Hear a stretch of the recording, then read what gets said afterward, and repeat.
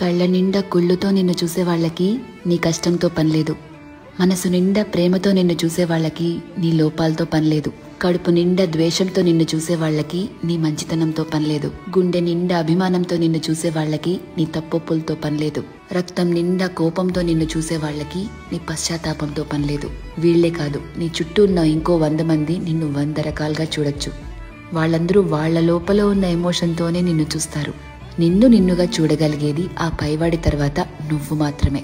ఎప్పుడైతే నువ్వు నీలో ఉన్న తప్పులు ఒప్పులు, మంచి చెడు, నీలో కోపాలు, నువ్వు చేసే మోసాలు, నీలో మార్పులు, నువ్వు పడే పశ్చాత్తాపాలు, నీ చుట్టూ బాధ్యతలు, నీ ఆశలు, వాటికై నీ కష్టాలు, దేవుడిచ్చిన లోపాలు, నీ ప్రయత్నాలు, ఇలా ఎదుటి వాళ్ళని జడ్జ్ చేయడానికి మనం వెతుకుతూ ఉంటామే, వాటన్నిటి ద్వారా నిన్ను నువ్వు చూసుకోగలిగితే ఎలా అన్బయాస్డ్ గా, లాయర్లా కాదు జడ్జి లాగా, అప్పుడు నువ్వేంటో నీకు అర్థమవుతుంది కదా. అదే సెల్ఫ్ అవేర్నెస్ అంటే. సెల్ఫ్ అవేర్నెస్ నీకు చాలా ప్రశాంతతనిస్తుంది. ర్యాండమ్ గా ఎవరిని ఏమీ అనలేవు, ఎందుకంటే నీకు తెలుసు ఎవరి తుఫాన్లు వాళ్లకుంటాయి లోపల అని.